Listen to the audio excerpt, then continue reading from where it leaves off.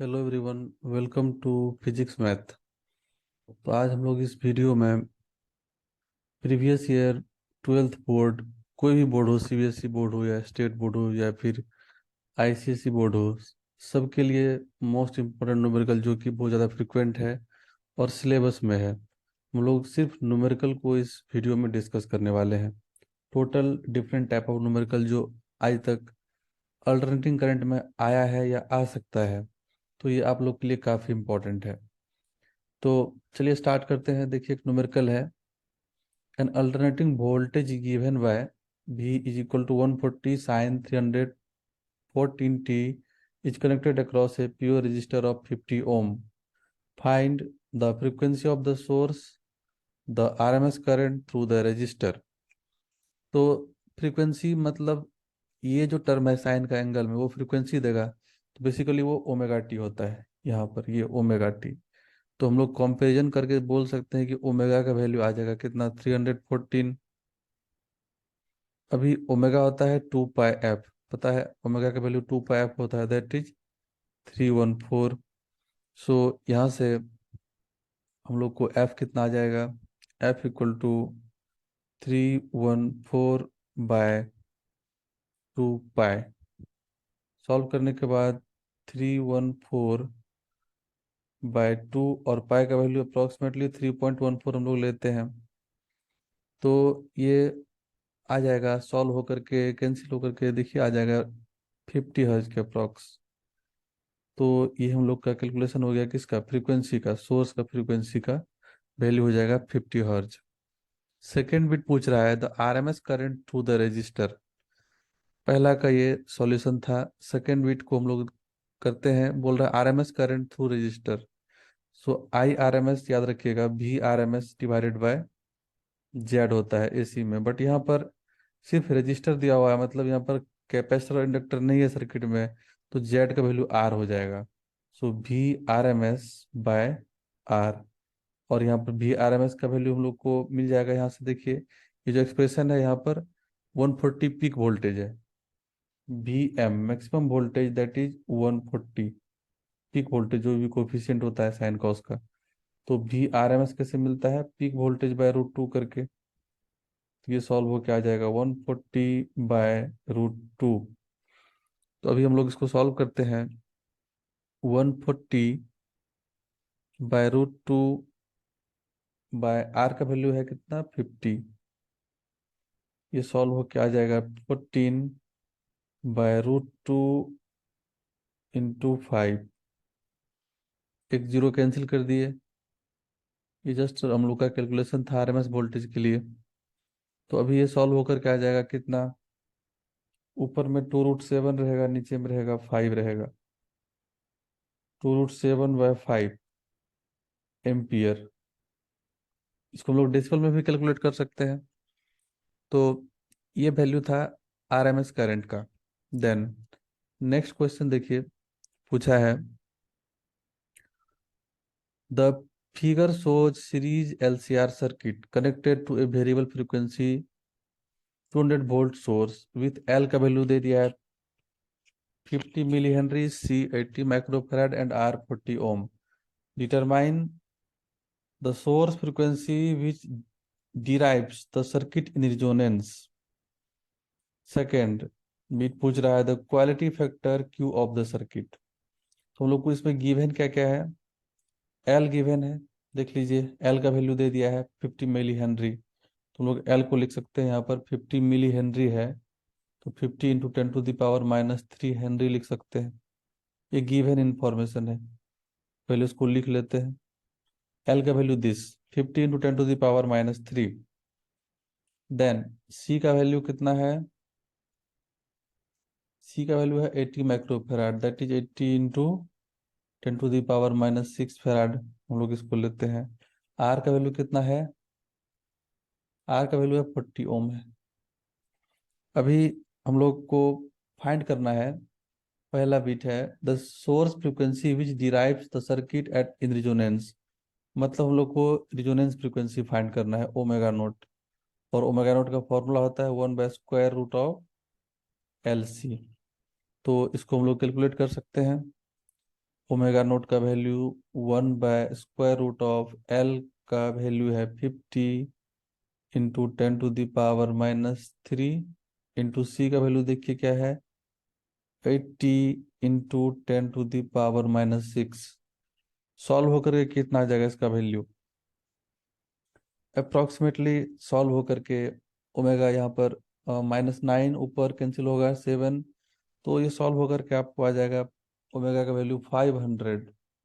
और ये ओमेगा आता है रेडियन पर सेकंड में। इजी है कैलकुलेशन, 5 इंटू 840 आएगा, तो परफेक्ट स्क्वायर मिलने वाला है, तो टेंशन नहीं लेना है, बहुत आसान कैलकुलेशन है। ये 500 रेडियन पर सेकंड के अप्रोक्सीमेटली आएगा ओमेगा नोट का वैल्यू। देन फ्रीक्वेंसी फाइंड करना है which drives the circuit in resonance. तो ये भी हम लोग का फ्रीक्वेंसी हो सकता है, बट इसको हम लोग एंगुलर फ्रीक्वेंसी बोलते हैं। तो अगर एफ फाइंड करना होता है, एफ हम लोग क्या लिखते हैं 2 पाई बाय ओमेगा, सॉरी ओमेगा/2 पाई।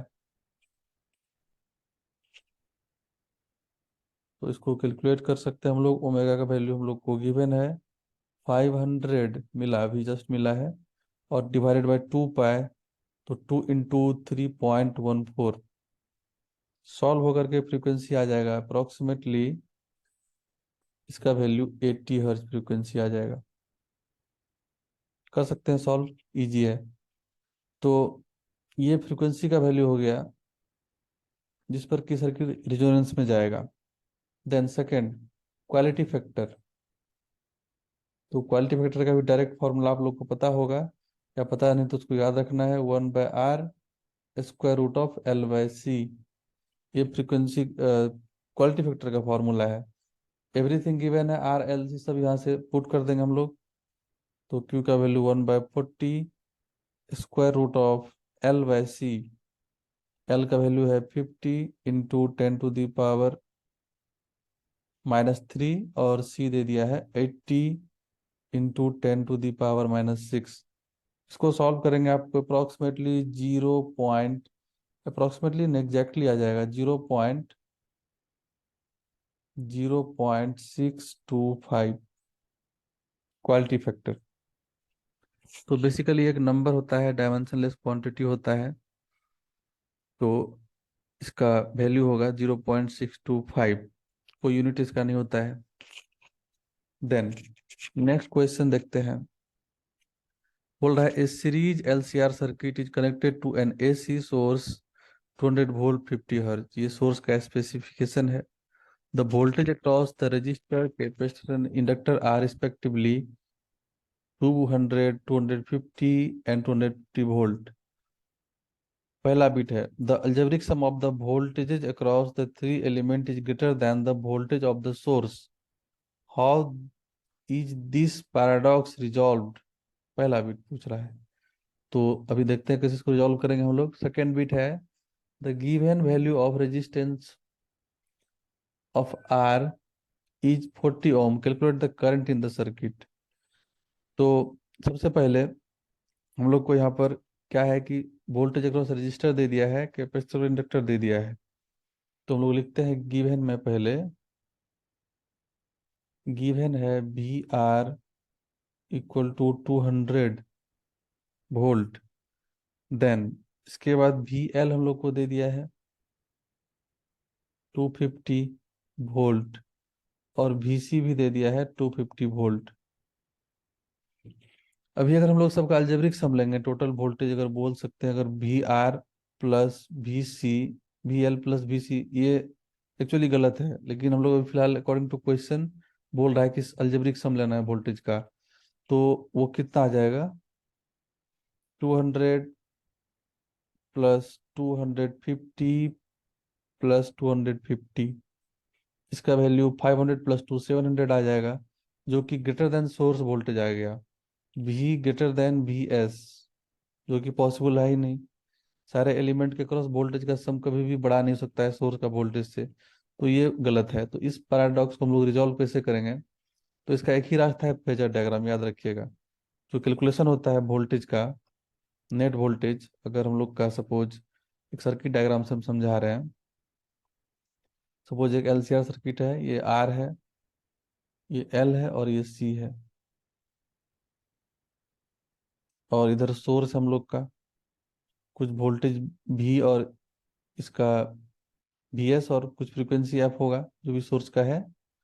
और हम लोग उसको कनेक्ट कर दिए। ये इसके cross voltage V R, resistor के क्रॉस, कैपेसिटर इंडक्टर के क्रॉस वी एल जूम कर लिए, और इसके क्रॉस वी सी। तो अकॉर्डिंग टू फेजर डायग्राम, इसका अगर हम लोग फेजर डायग्राम देखते हैं तो कुछ इस टाइप का फेजर डायग्राम आएगा ट्रायंगल में। इधर रहेगा वी एस हाइपोटेनियस पर, इधर रहेगा वी आर, और इधर परपेंडिकुलर में हम लोग ले लेंगे वी एल माइनस वी सी। तो अब ये वी एस जो हो जाएगा, आप देख सकते हैं फेजर डायग्राम से वी एस का वैल्यू क्या हो जाएगा, हाइपोटेनियस है, square root of V R square plus V L minus V C square. तो हम लोग इसको सॉल्व करके ला सकते हैं।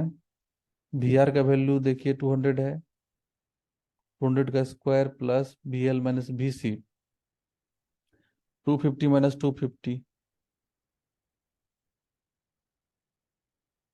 का स्क्वायर, तो ये तो जीरो हो गया। तो और ये हम लोग का आ गया ultimately 200 volt.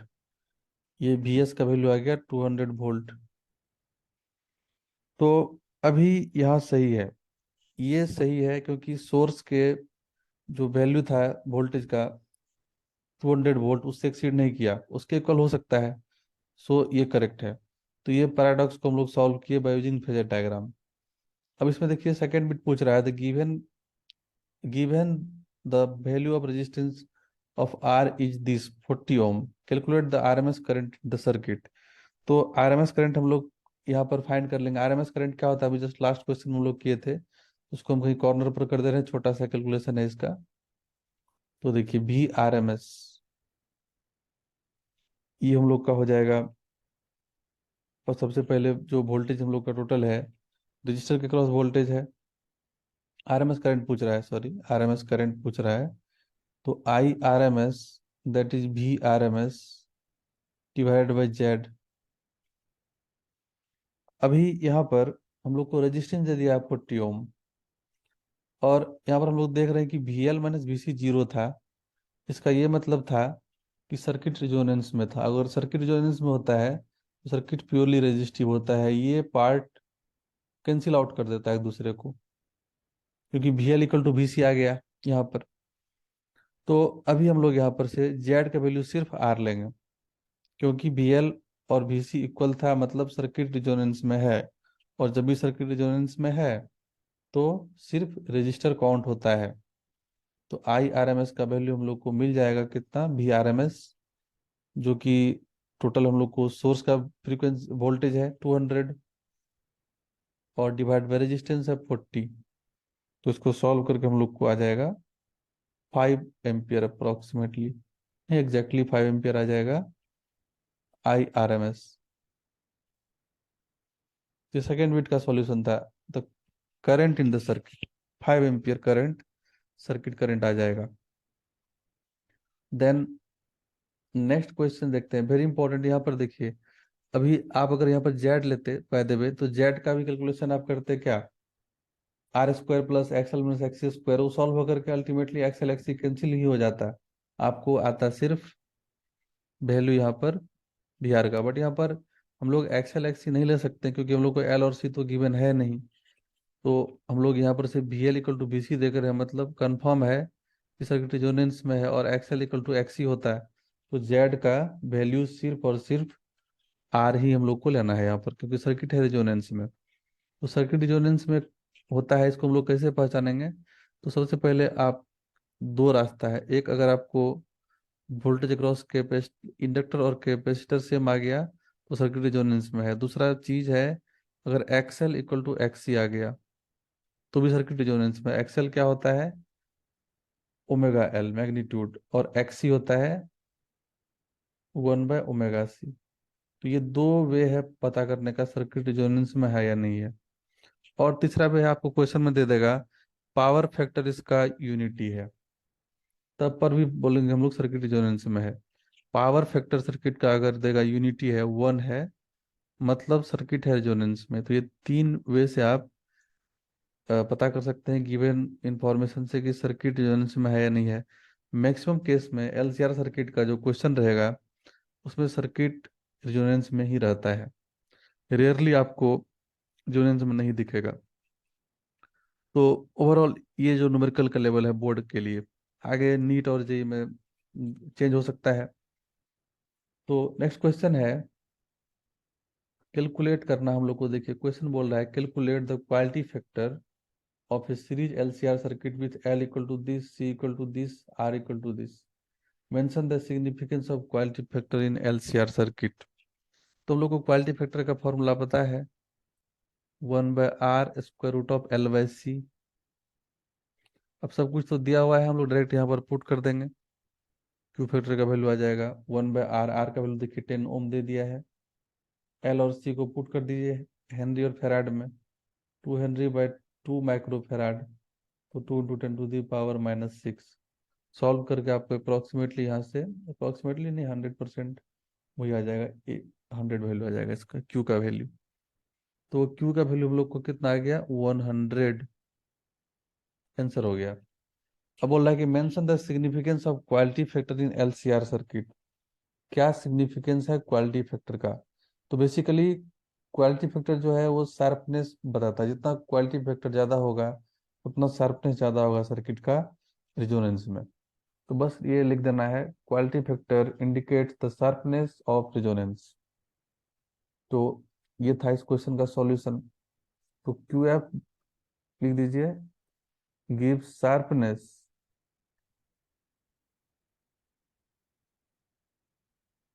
Sharpness of resonance. Resonance के केस में हम लोग क्वालिटी फैक्टर फाइंड करते हैं सर्किट का, और वो शार्पनेस बताता है सर्किट का। देन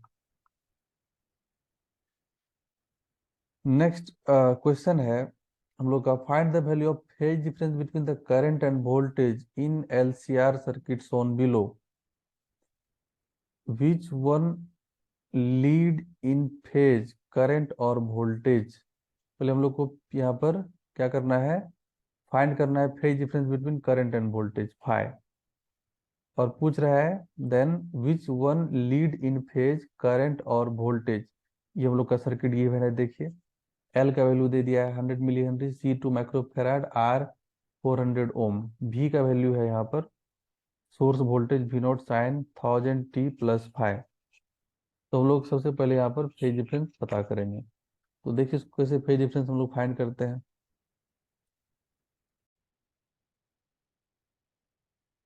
तो कैसे हम लोग इसमें फेज डिफरेंस फाइंड करेंगे, देखिए फेज डिफरेंस हम लोग को बेसिकली 10 फाइ होता है फेज डिफरेंस। 10 फाइ को हम लोग बोलते हैं फेज डिफरेंस।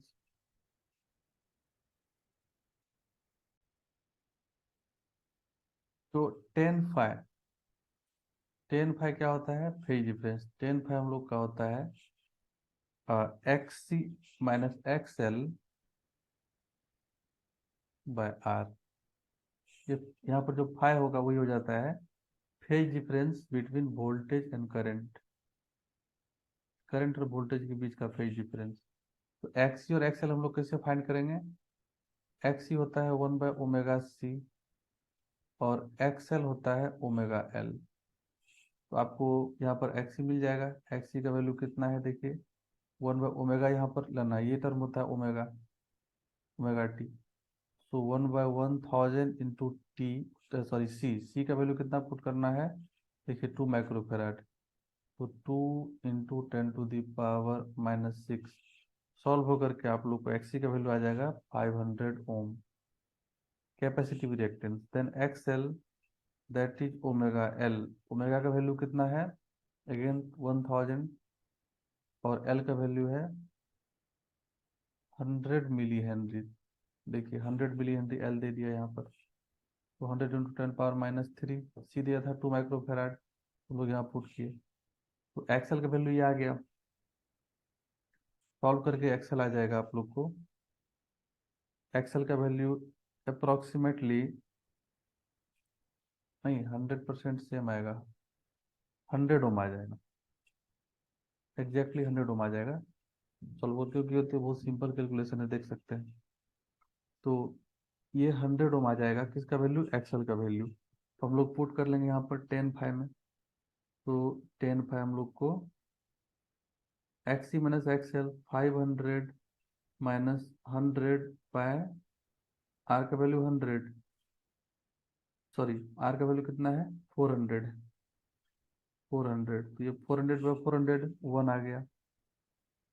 तो 10 five equal to 1, so five equal to कितना हो जाएगा, पाई/4, या 45 डिग्री हम लोग बोल सकते हैं। तो ये हम लोग का फेज डिफरेंस आ गया करंट और वोल्टेज का, पाई/4 45 डिग्री। अब क्वेश्चन बोल रहा है विच one lead in phase, current और वोल्टेज। अब देखिए एक्सी का मैग्नीट्यूड ग्रेटर देन है एक्सएल का मैग्नीट्यूड का, है ना, देख सकते हैं। एक्सी है 500 और एक्सएल है 100 ओम, तो सर्किट कैपेसिटिव है। तो लिखेंगे हम लोग कैपेसिटिव सर्किट। कैपेसिटिव सर्किट है, सो यहाँ पर करंट लीड करेगा वोल्टेज को। अगर इंडक्टिव रहता है तो करंट लैग करता है वोल्टेज से। कैपेसिटिव सर्किट है, so current leads the voltage, current leads the voltage. अगर बाय द वे आपको एक्सल एक्सी से बड़ा आता है तो सर्किट इंडक्टिव हो जाता है, एक्सल अगर बड़ा आता है एक्सी से तो सर्किट इंडक्टिव होता और वहां पर करंट लैग करता वोल्टेज से, या बोल सकते थे वोल्टेज लीड कर रहा है करंट से। बट इन दिस प्रॉब्लम क्या है कि एक्सी बड़ा है एक्सएल से, तो सर्किट कैपेसिटिव हो जाएगा। कैपेसिटिव सर्किट में ऑलवेज करंट लीड करता है वोल्टेज। तो ये सर्किट कैपेसिटिव है और यहाँ पर करंट वोल्टेज से लीड करेगा। और कितना लीड करेगा, यहाँ पर जो फाइ है phase difference between voltage and current, पाई/4, पाई/4 से ये लीड करेगा, बिकॉज एक्सी बड़ा है एक्सएल से। तो गिवन क्वेश्चन में सब कुछ पता था हम लोग को। हम लोग को फेज डिफरेंस फाइंड करना था। 10 फाइव वो होता है एक्सी माइनस एक्सएल/आर। एक्सी होता है 1/ओमेगा सी, एक्सएल होता है ओमेगा एल। ओमेगा है हम लोग का है यहाँ पर सोर्स का फ्रिक्वेंसी, यहाँ से लेना है। और सी और एल तो हम लोग को सर्किट में दे ही दिया है, देखिए सी और एल दे दिया है। तो एक्स सी और एक्सएल हम लोग फाइंड कर लिए। एक्सी इतना आया 500 और एक्सएल आया 100। 10 फाइव हम लोग पुट कर दिए, एक्सी माइनस एक्सएल/आर आ गया 1। तो 5 = 45 डिग्री हो जाएगा, तो दैट पाई/4 रेडियन हो जाएगा। तो ये फेज डिफरेंस आ गया वोल्टेज और करंट के बीच का। अब एक्सी का मैग्नीट्यूड बड़ा है एक्सएल से, 500 ग्रेटर देन 100, तो सर्किट कैपेसिटिव हो जाएगा और यहाँ पर करंट वोल्टेज से लीड होगा। अगर ये बड़ा होता है एक्सएल एक्सी से, दो सर्किट होता है इंडक्टिव और वोल्टेज लीड करता करंट को। तो ये था इस क्वेश्चन का एक्सप्लेनेशन। देखिए नेक्स्ट क्वेश्चन है, determine the value of phase difference between current and voltage in the given LCR circuit. तो देखिए सर्किट सेम ही है जो लास्ट क्वेश्चन था हम लोग का, यहाँ पर एक तरफ से लगा दिया था, सीरीज में है तीनों, एक ही ब्रांच में है, एक ही लूप में है। तो यहाँ पर भी जो है इसमें एक्चुअली एक ही लूप है, देखिए एक ही लूप है।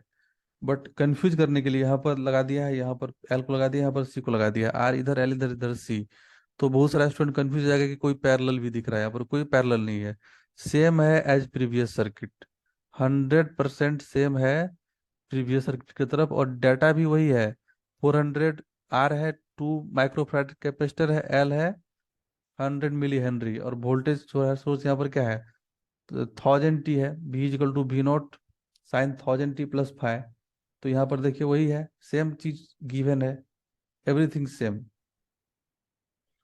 तो ये क्या हुआ क्वेश्चन, यहाँ पर बोर्ड जो है सीबीएसई बोर्ड जो भी बोर्ड है रिपीट कर दिया इस क्वेश्चन को।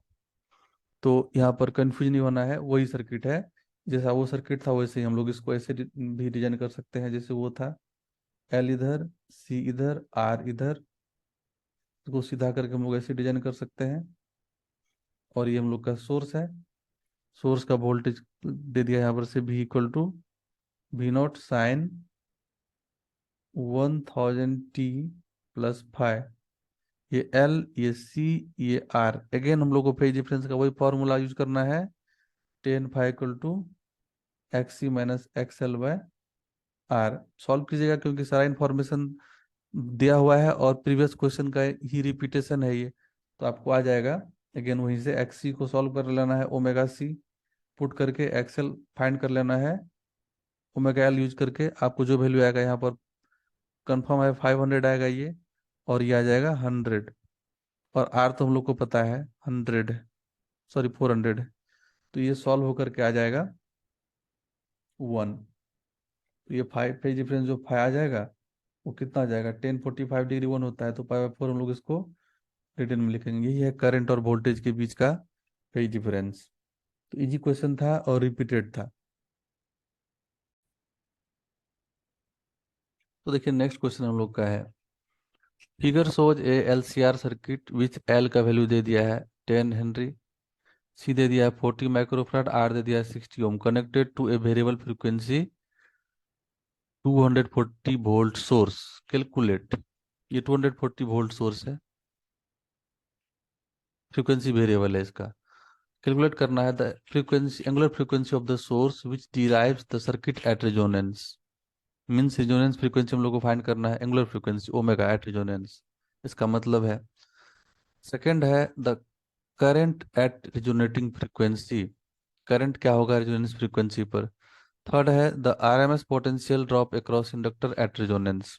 तो अगेन ये एलसीआर सीरीज सर्किट है, कंफ्यूज नहीं होना है, कोई ब्रांच पैरेलल में है ऐसा कुछ नहीं है, 100% ये एलसीआर सर्किट है। और एक बात बहुत इंपॉर्टेंट है, जो भी वोल्टेज गिवन रहता है क्वेश्चन में, अगर कुछ मेंशन नहीं है तो उसको क्या लेना है, वो आरएमएस वोल्टेज है, this is RMS voltage, V R बोल दी इसको, वी आर एम एस, या फिर आपको इसको वी आर भी बोल सकते हैं शॉर्ट में। तो सबसे पहले हम लोग को फाइंड करना है angular frequency of the source which derives the circuit at resonance, मतलब ओमेगा हम लोग को फाइंड करना है रेजोनेंस का। तो उसको ओमेगा नोट हम लोग बोलते हैं, और वो होता है 1/√ऑफ एल इंटू सी। आपको एल और सी सब गिवन है क्वेश्चन में, तो एल का वैल्यू कितना लेना है, यहाँ पर देखिए 10 हेनरी है, क्वेश्चन में एल है 10 और सी कितना है 40 माइक्रोफेराड। तो 40 × 10⁻⁻6 सॉल्व होकर के आ जाएगा ये कितना, इसको आप सॉल्व कीजिएगा अप्रोक्सीमेटली, इसका वैल्यू कैलकुलेट करने के बाद आ जाएगा आपको राउंड ऑफ करके, या आ भी सकता है exact 50 radian per second.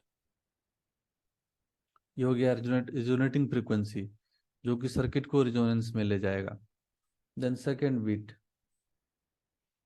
The current at resonance frequency. तो रेजोनेंस फ्रीक्वेंसी पर करंट क्या होता है, तो करंट मतलब आरएमएस करंट, करंट मतलब कुछ नहीं पूछा है तो हम लोग का बेसिकली क्या है, वो आरएमएस करंट है। और आरएमएस करंट होता है V RMS by Z. Circuit resonance में है तो कैपेसिटर और इंडक्टर खत्म, कुछ नहीं, उसका मतलब है ही नहीं, क्योंकि रेजोनेटिंग फ्रीक्वेंसी पर पूछ रहा है करंट, तो सिर्फ रजिस्टर का ही काम होता है। तो यहाँ पर मॉड जेड जो हो जाएगा वो आर हो जाएगा, और आर का वैल्यू हम लोग को गिवन है 60 ओम। तो हम लोग यहाँ पर फाइंड कर लेंगे आई रेजोनेंस, सॉरी आई आर मतलब आरएमएस करंट, भी आरएमएस कितना दिया है, सोर्स का वोल्टेज आरएमएस होता है, अभी जस्ट बोले हम, कुछ नहीं है मेंशन, तो आरएमएस है वो 240/60। तो ये सॉल्व करके आ जाएगा वैल्यू कितना आ जाएगा, 4 एम्पियर आ जाएगा। थर्ड बिट क्या पूछ रहा है देखिए, the RMS potential drop across the inductor at resonance. RMS potential drop मतलब voltage across inductor at resonance. तो हम लोग इसको क्या बोलेंगे, वी एल बोल देते हैं फिलहाल, चलिए। तो वी एल होगा I R M S into X L, ये हो गया इंडक्टर के क्रॉस वोल्टेज, और एक्सएल क्या होता है ओमेगा एल। तो हम लोग यहाँ से वी एल कैलकुलेट कर लेंगे, आई आर एम एस हम लोग को मिल गया 4, और एक्सएल होता है ओमेगा एल। अब ओमेगा भी हम लोग मिल चुका है हम लोग को, तो ये 4 × ओमेगा का वैल्यू कितना है 50, और एल का वैल्यू कितना आया है, दे दिया है 10। तो ये सॉल्व होकर कितना आ जाएगा, इसका वैल्यू सॉल्व होकर के आई आर एम एस 4 है, और हम लोग यहाँ पर इसको सॉल्व करके ये 20 और ये 00, तो ये आ जाएगा कितना 2000 वोल्ट आ जाएगा। किसके क्रॉस वोल्टेज आ गया वो, इंडक्टर के क्रॉस आ गया, potential drop across inductor at resonance. तो कैपेसिटर के क्रॉस भी इतना ही होगा, पूछा नहीं है क्वेश्चन बट हम बता दे रहे हैं आप लोग को, यहाँ पर कैपेसिटर के क्रॉस भी पोटेंशियल ड्रॉप उतना ही होगा, क्योंकि सर्किट है रेजोनेंस में। ठीक है, तो आसान क्वेश्चन था। तो ऐसा सर्किट देगा तो कंफ्यूज नहीं होना कि ये कुछ डिफरेंट सर्किट है, सब सीरीज में ही है। वो कंफ्यूज करने के लिए बीच में ऐसे लगा दिया और ये लग रहा है पैरेलल में है, बट कभी भी ऐसा सर्किट होता है वो सीरीज में ही रहता है। तो बहुत आसान है, बेसिक फॉर्मूला याद रखिए, सारा क्वेश्चन सॉल्व हो जाएगा। तो देखिए क्वेश्चन क्या बोल रहा है, ए 100 microfarad capacitor in series with A 40 ohm resistance. 100 microfarad capacitor क्या है, सीरीज में है 40 ओम रेजिस्टेंस के साथ और कनेक्ट किया गया है 100 वोल्ट से, is connected to 100 volt, 60 hertz supply. Calculate the reactance. पहला बीट पूछ रहा है, सेकंड बीट पूछ रहा है द इम्पीडेंस, एंड थर्ड है maximum current in the circuit. तो ये सर्किट जो है, इसमें सिर्फ और सिर्फ क्या है, कैपेसिटर और रजिस्टर है, ये इंडक्टर यहाँ पर नहीं है। तो कैपेसिटर सीरीज में कनेक्टेड है रजिस्टर के साथ, तो ऐसा कुछ सर्किट बनेगा। देन यहाँ पर इसको कनेक्ट किया गया है इसके साथ 100 वोल्ट 60 हर्ट्ज सोर्स के साथ। ये सी है, ये आर है। सी का वैल्यू दे दिया है, कितना दे दिया है, गिवन है। सी का वैल्यू हम लोग को गिवन है कितना, 100 माइक्रोफेराड, और आर का वैल्यू है 40 ओम। तो अभी हम लोग को फाइंड करना है रिएक्टेंस। रिएक्टेंस मतलब क्या हुआ, कैपेसिटिव रिएक्टेंस। तो रिएक्टेंस देता है कैपेसिटर, रेजिस्टेंस तो ये है, और इंडक्टर रहता तो इंडक्टिव रिएक्टेंस होता। तो यहाँ पर हम लोग को रिएक्टेंस देगा कैपेसिटर, और कैपेसिटर का रिएक्टेंस को बोलते हैं कैपेसिटिव रिएक्टेंस, और उसका वैल्यू एक्स ही होता है। एक्स इक्वल टू, उसको एक्स से डिनोट करते हैं, और वो होता है 1/ओमेगा सी। ओमेगा का वैल्यू देखिए हम लोग को दे दिया है कितना, फ्रीक्वेंसी एफ दिया है, तो हम लोग बोल सकते हैं क्या, 2πf × सी। अब सारा वैल्यू यहाँ पर दिया हुआ है, पुट कर लेंगे हम लोग। 2π, एफ का वैल्यू है 60 हर्ज, यहाँ हर्ज वाला फ्रीक्वेंसी एफ है, और सी का वैल्यू है 100 माइक्रोफेराड, तो 100 × 10⁻⁻6, ये फेराड में आ जाएगा।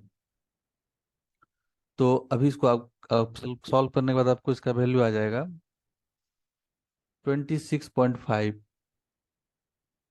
ओम। रिएक्टेंस का यूनिट वही होता है जो रेजिस्टेंस का होता है। तो पहला बिट का आंसर हो जाएगा 26.5।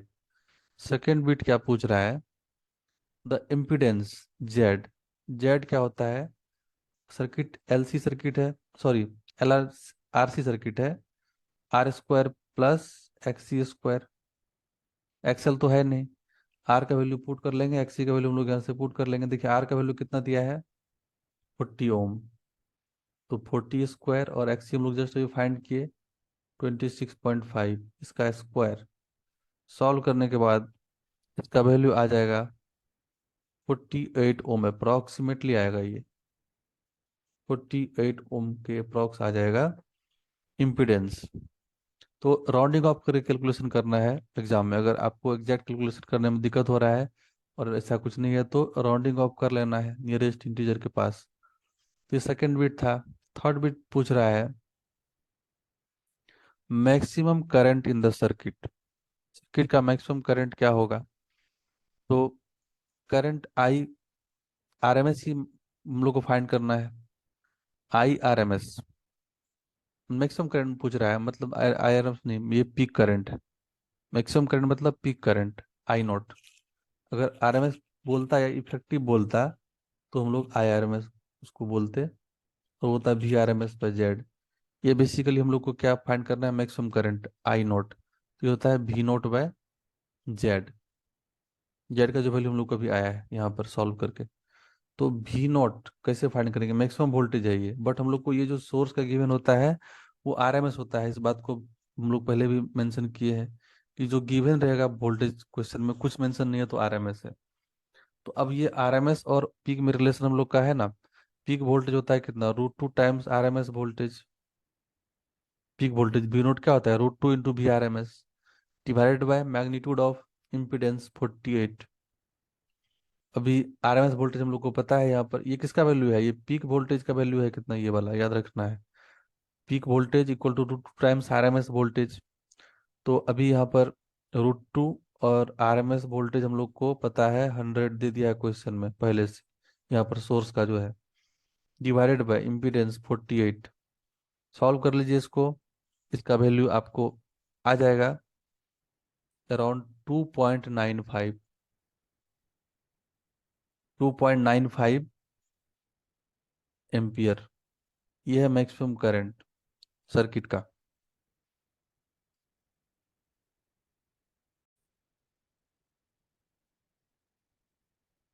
तो देखिए क्वेश्चन है नेक्स्ट। क्वेश्चन क्या बोल रहा है, the power factor of series LCR circuit at resonance will be.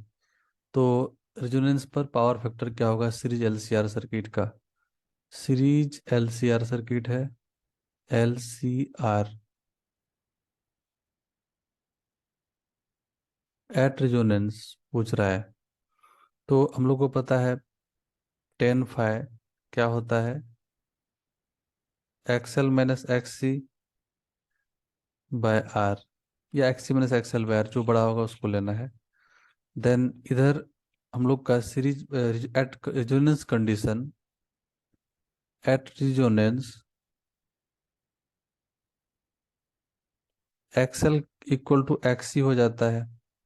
तो यहाँ से आप देख सकते हैं क्या 10 फाइ का वैल्यू क्या आ जाएगा, 10 फाइ आ जाएगा जीरो, बिकॉज ये जीरो हो जाएगा।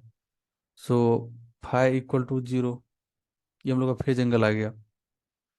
अभी पावर फैक्टर क्या होगा, तो पावर फैक्टर होता है basically cos phi. So cos zero that is one.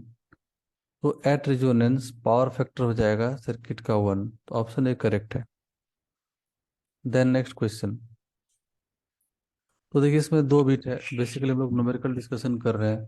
तो पहला बिट जो है वो एक छोटा सा डेरिवेशन का पार्ट है, तो उसको हम लोग अभी डिस्कस नहीं करेंगे। हम लोग अभी न्यूमेरिकल करेंगे जो बिट बी में है।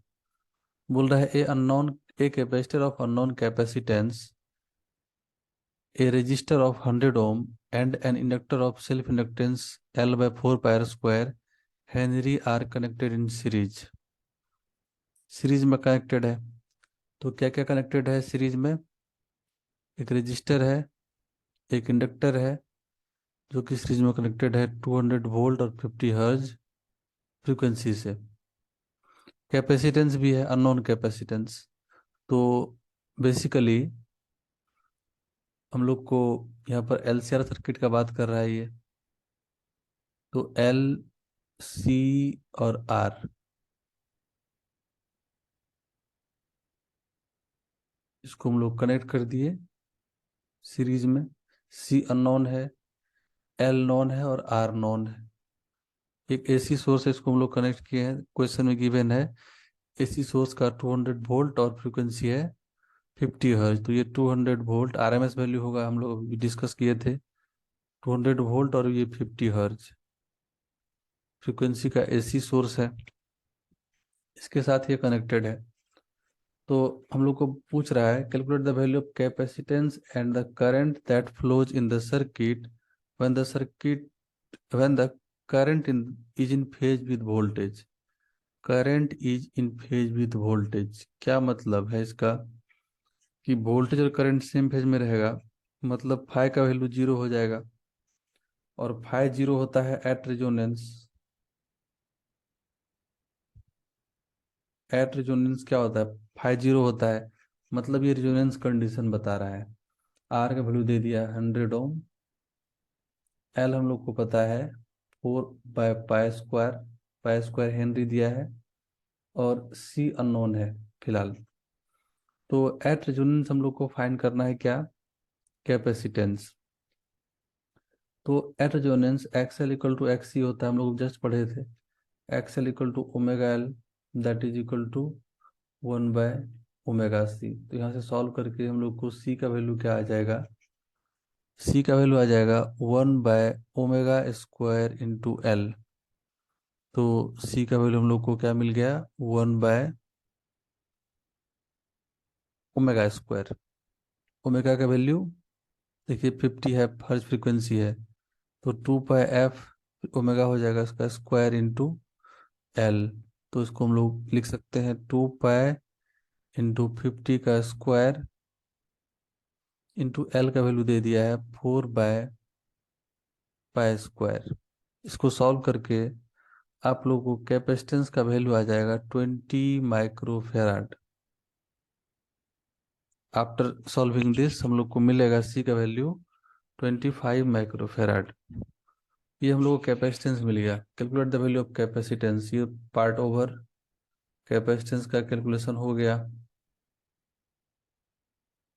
अब देखिए बोल रहा है the current that flows in the circuit when the current is in phase with voltage. तो करंट फेज वोल्टेज के साथ फेज में अगर हम लोग को फाइंड करना है, क्या करंट फाइंड करना है, सर्किट करंट। तो आई होता है क्या, V RMS/Z। नहीं कुछ करंट मेंशन किया है, पीक करंट या कैसा करंट, तो ऑलवेज क्या लेते हैं हम लोग, RMS लेते हैं। ये बात ऑलवेज माइंड में रखना है। तो RMS का वैल्यू कितना दिया है यहाँ पर, सोर्स का जो होता है वही RMS होता है। सोर्स का जो रेटिंग होता है वो ऑलवेज RMS होता है। नहीं कुछ क्वेश्चन में मेंशन हो means that is RMS। Peak value या मैक्सिमम वैल्यू बोल देगा देन हम लोग उसको कैलकुलेट करेंगे RMS और पीक का जो रिलेशन है उससे। तो RMS करंट के लिए RMS वोल्टेज और इम्पीडेंस लेना पड़ेगा। RMS वोल्टेज है 200 वोल्ट और इम्पीडेंस रिजोनेंस में सिर्फ रेजिस्टेंस हो जाता है। तो 200 डिवाइडेड बाई रेजिस्टेंस का वैल्यू कितना है, 100। इस सॉल्व होकर के आ जाएगा 2 एम्पियर। तो इसका करंट का वैल्यू हो जाएगा 2 एम्पियर। तो सेकंड आंसर ये है और फर्स्ट आंसर हम लोग का मिला 20 माइक्रोफेराड।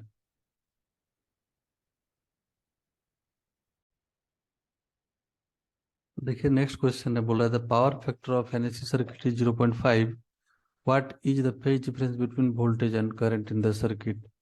पावर फैक्टर का वैल्यू दे दिया है 0.5 मीन्स कॉस फाई गिवन है 0.5। तो यहाँ से फाई का वैल्यू कितना हो जाएगा, 60 degree, that is π/6। So phi का वैल्यू आ जाएगा π/6। यही है वोल्टेज और करंट के बीच का फेज डिफरेंस। तो इसका आंसर हो जाएगा π/6।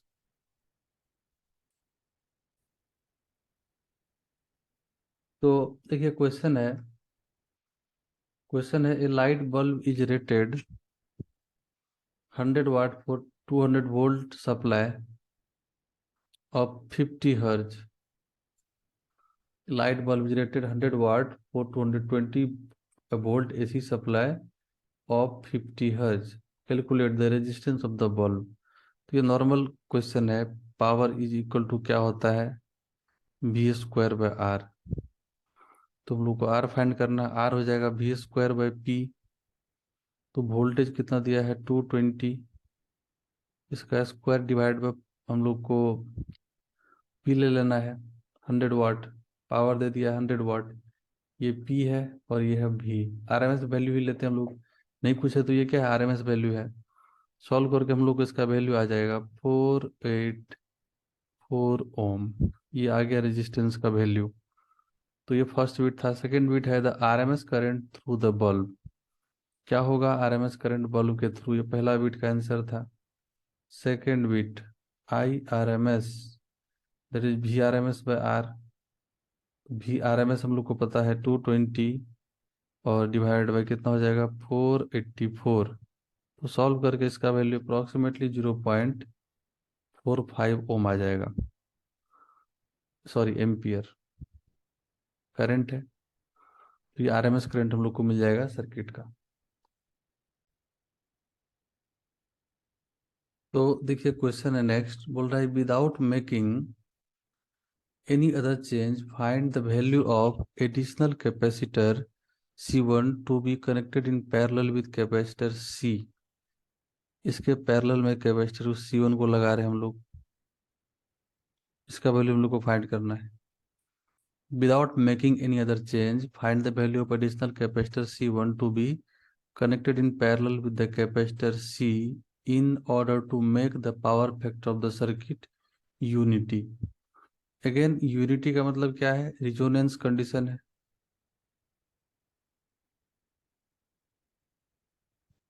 तो आप लोग नोटिस किए होंगे कि जो क्वेश्चन पूछ रहा है मैक्सिमम रिजोनेंस से ही पूछ रहा है। सीरीज LCR सर्किट का रिजोनेंस से ही क्वेश्चन पूछ रहा है मैक्सिमम क्वेश्चन।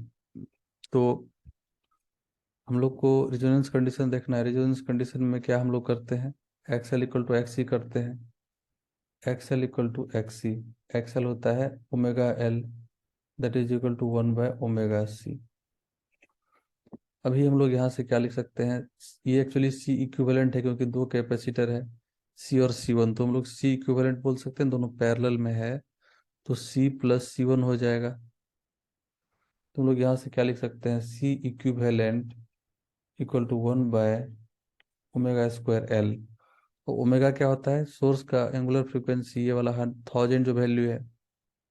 तो हम लोग यहाँ से सी इक्विवेलेंट को लिख सकते हैं क्या, 1/1000 square into inductance L. L का वैल्यू दे दिया है 100 मिली हेनरी, तो ये आ जाएगा इतना। अब सी इक्विवेलेंट हम लोग का दे दिया है कितना, सी प्लस सी वन।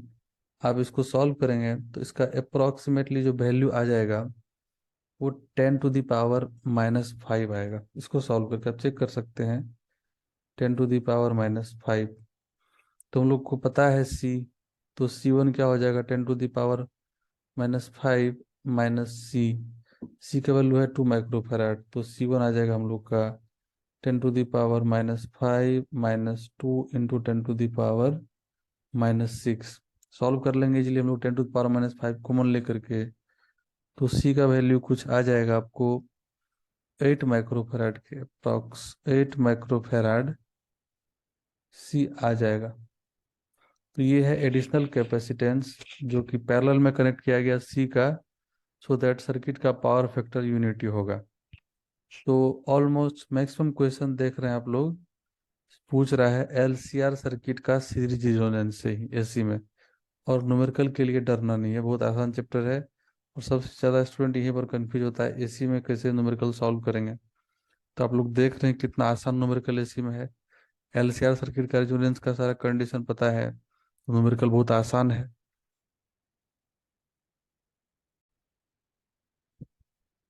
तो देखिए, एक नेक्स्ट क्वेश्चन है, a circuit containing 80 millihenry inductor and 250 millifarad capacitor in series connected to 240 volt 100 radian per second supply. Omega का वैल्यू है बेसिकली, और ये हम लोग का आरएमएस वोल्टेज है। The resistance of the circuit is negligible, R का value 0 है। ऑब्टेन आरएमएस करंट, तो हम लोग को आरएमएस करंट फाइंड करना है। आई आरएमएस क्या होता है, V RMS/Z, बट यहाँ पर रेजिस्टेंस नहीं है, तो ये V RMS/X आ जाएगा। और X क्या है, रिएक्टेंस है सर्किट का, तो V RMS/X हम लोग का हो जाएगा XL-XC, बिकॉज ये आउट ऑफ फेज होता है, तो दोनों का सब्ट्रैक्शन होगा, XL-XC का मैग्नीट्यूड। तो V RMS हम लोग को पता है, ये जो सोर्स का वोल्टेज है वही आरएमएस वोल्टेज होता है, जो कि 240 वोल्ट दे दिया है। अब हम लोग यहाँ पर XL-XC का मैग्नीट्यूड लेंगे। तो अब देखिए यहाँ पर हम लोग को बोल रहा है कि सर्किट में जो है 80 मिली हेनरी इंडक्टर है और 250 मिली फैराड कैपेसिटर है सीरीज में।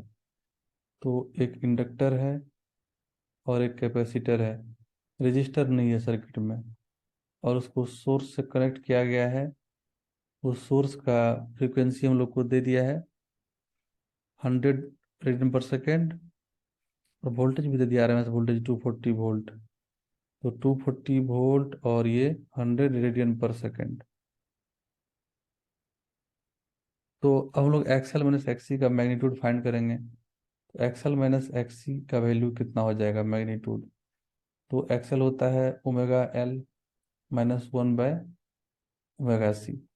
अब L और C तो दे दिया है, गिवन है, L और C का वैल्यू गिवन है। तो ओमेगा हम लोग को लेना है 100, L का वैल्यू हम लोग कितना लेंगे 80, और वो है मिली हेनरी में, तो 10⁻³ -3 -1/ωc। ओमेगा का वैल्यू देखिए 100 है, और सी का वैल्यू कितना लेना है 250 मिली फैराड, इंटू 10⁻³ कर देंगे। इसको आप आसानी से सॉल्व कर सकते हैं। जो इसका वैल्यू आएगा, हम आपको बता दे रहे हैं कितना वैल्यू इसका आएगा, इजी कैलकुलेशन है। इसका वैल्यू 7.96 के आसपास आएगा, 7.96 ओम। अब इसको यहाँ पुट कर देना है। आई आर एम एस हम लोग को आ जाएगा 240 डिवाइडेड बाय 7.96। तो इसको सॉल्व करके आ जाएगा 30.15 हम लोग का आ जाएगा क्या, आर एम एस करेंट हो जाएगा।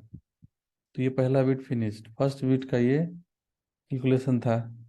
सेकेंड बिट पूछ रहा है what is the total average power consumed by the circuit.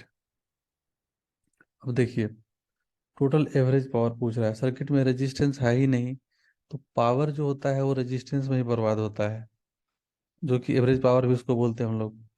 तो कंज्यूम्ड पावर, कंज्यूम करने वाला एलिमेंट जो होता है सिर्फ और सिर्फ रेजिस्टेंस होता है, पावर कंज्यूमिंग एलिमेंट, जो कि रेजिस्टेंस नेग्लिजिबल है। रेजिस्टेंस यहाँ पर क्या है, नेग्लिजिबल है बोल रहा है, the resistance of the circuit is negligible, तो पावर कंज्यूम जीरो हो जाएगा।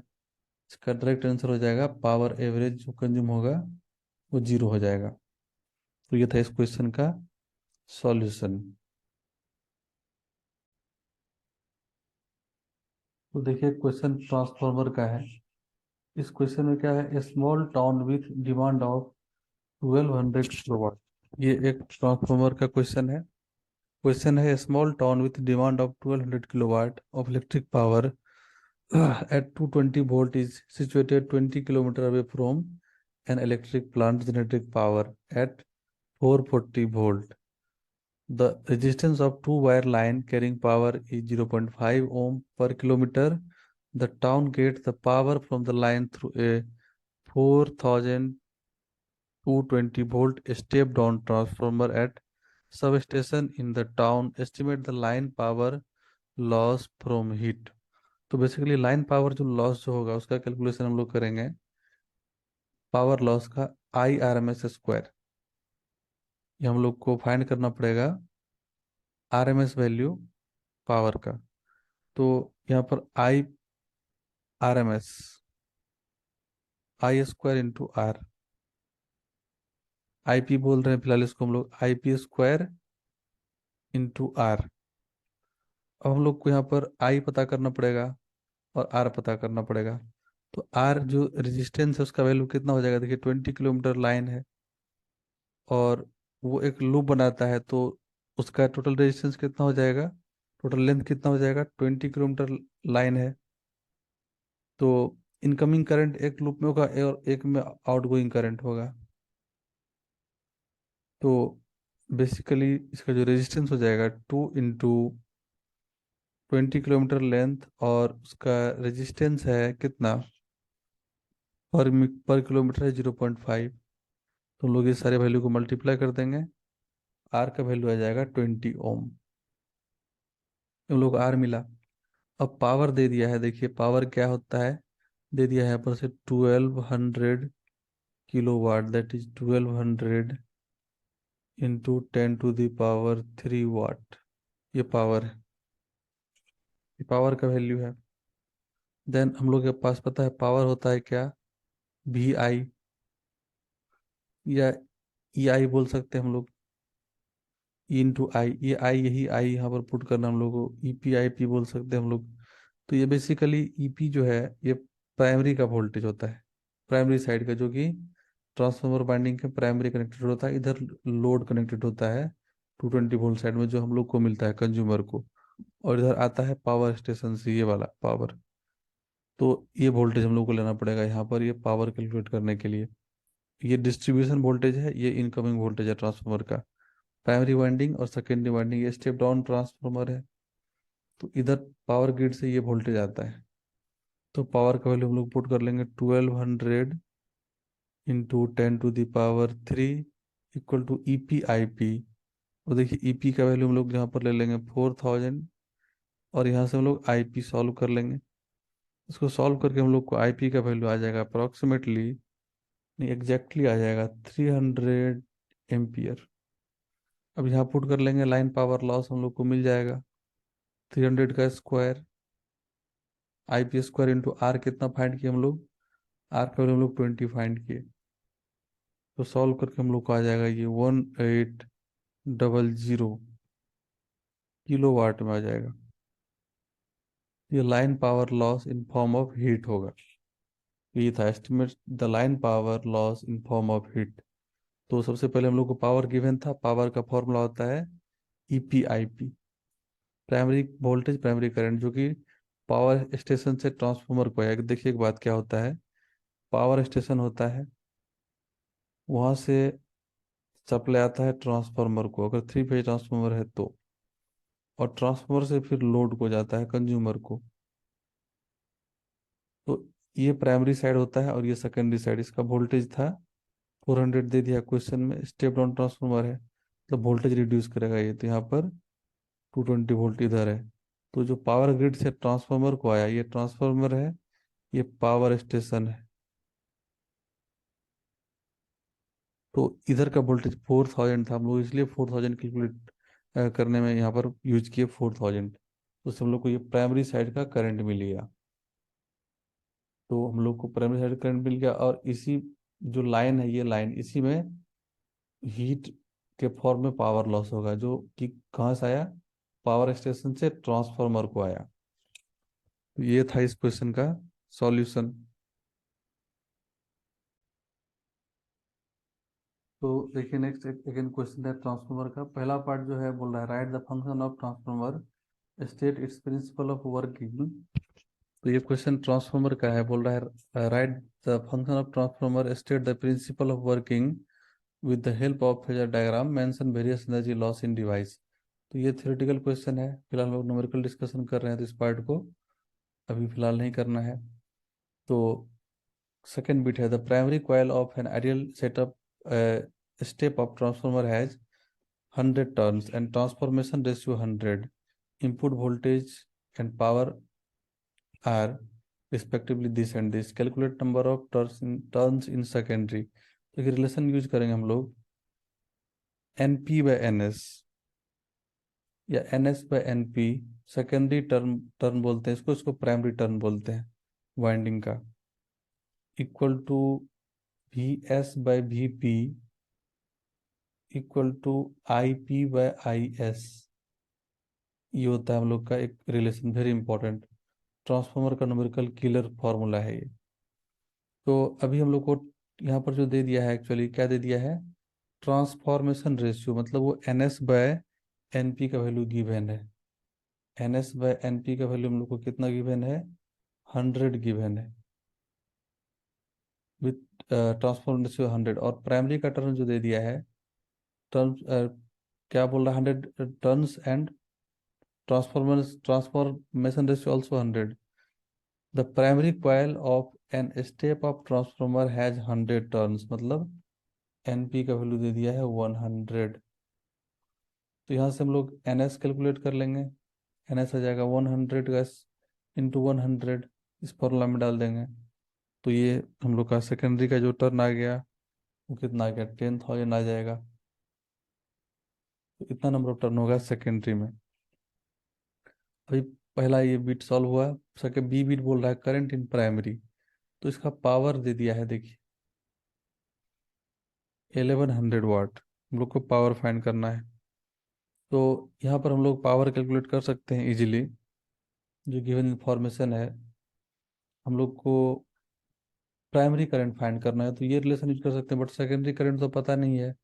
तो हम लोग क्या करते हैं कि ये फॉर्मूला यूज कर सकते हैं, power equal to I P V P, primary voltage primary current.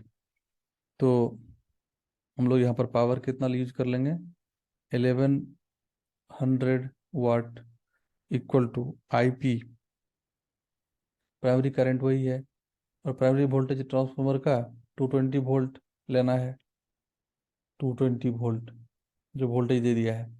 The input voltage and power are respectively this. तो ये प्राइमरी इनपुट मतलब प्राइमरी साइड से इनपुट होता है और सेकेंडरी साइड से आउटपुट होता है। तो इनपुट वोल्टेज मतलब प्राइमरी वोल्टेज। तो ये वीपी प्राइमरी वोल्टेज है, तो यहाँ सॉल्व होकर हम लोग को कितना आ जाएगा, यहाँ पर देख लीजिए आईपी का वैल्यू कितना आ जाएगा, 1100 डिवाइडेड बाय 220। तो सॉल्व करके हम लोग को आईपी का वैल्यू आ जाएगा यहाँ से 5 एम्पियर। तो ये हम लोग को मिल गया current in primary. Voltage across secondary पूछ रहा है, तो वोल्टेज अक्रॉस प्राइमरी पता है, तो वोल्टेज अक्रॉस सेकेंडरी हम लोग इस रिलेशन से यूज कर लेंगे, फाइंड कर लेंगे। तो N S by N P equal to V S by V P. V P है 220 और N S by N P 100 है, जो दिया हुआ है हम लोग को, क्या 100 दिया है ना, N S by N P. अभी हम लोग क्या करेंगे, इसे पुट कर दिए, इक्वल टू वी एस और वी पी। प्राइमरी वोल्टेज कितना है, देखिए primary voltage 220 volt, input voltage जो था हम लोग का यहाँ पर 220 वोल्ट, यहाँ पुट कर देंगे। तो वी एस का वैल्यू हम लोग को कितना आ जाएगा, यहाँ पर से सॉल्व होकर के 22,000, ये सेकेंडरी वोल्टेज आ गया। Then current in secondary I S find करना है। अब तो आसानी से आई एस मिल जाएगा।